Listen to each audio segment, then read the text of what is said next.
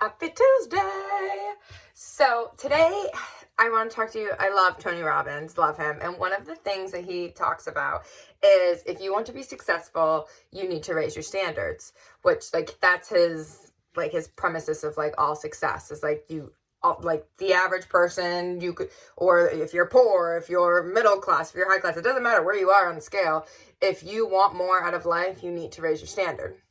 Which, if you think about it, it truly makes sense, right? So if you want to start your own business, if you want to start being healthy, if you know what I mean, like go for an extra walk a day, eat a salad a day, if you want to do any of those things, you do have to raise your standard. You have to make time for those actions. So for instance, if you want to start your own business, but yet you're spending 4 hours binge watching Netflix, probably let's think about that, right? We need to raise our standard being no, we cannot spend that much time on Netflix. I should utilize that time and implement it in my business.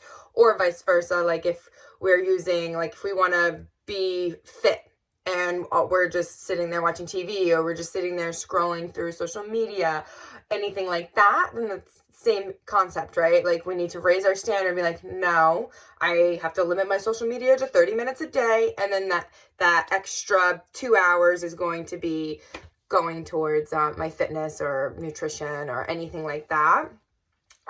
So it's kind of, yeah, even relationships. I know I don't really talk about this too much sometimes, but relationships, if you are with somebody who doesn't pay attention to you, doesn't treat you like you're worthy, doesn't do anything like that, don't you need to raise your standard? You need to be within yourself, right? You need to be no, I'm worth more. No, I deserve more. And then you need to implement that by telling that individual or making them realize, little hints. Because we don't want to just be you treat me like shit. Usually that doesn't go over well, right, with a spouse. And then they're well, you do this. There's just a fight that's just stupid. So if we do things oh, I'm going to treat you the way that I want to be treated, literally something as basic as going back to elementary school, if we treat our spouse, if we give them a gift and we want a gift in return, you know what I mean, then we're going to be more likely to get that because we're showing them the way that we want,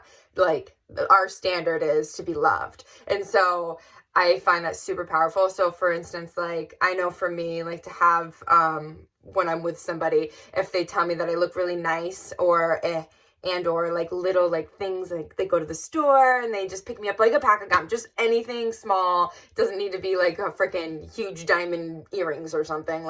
No, it can just be little trinkets to show that they thought about me. And then when they're with me, that they're present with me, not sitting there on their phone the whole time. That's a super turn off.